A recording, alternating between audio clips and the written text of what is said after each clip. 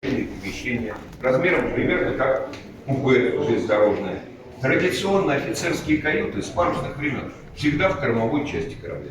Матросы жили в кубриках. Кубрики — большие корабельные помещения. В разных местах были на крейсере на двух палубах.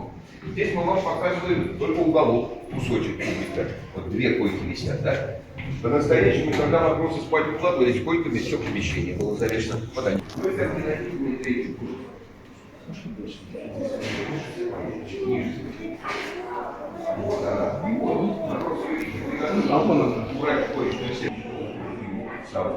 Давайте заменим матросы. Это самая героическая команда крейсера.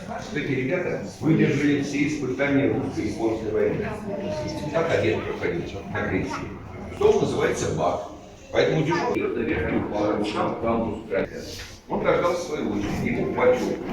Наливают воду, сварит, он приходит с четвером по углам и спокойно хлебает.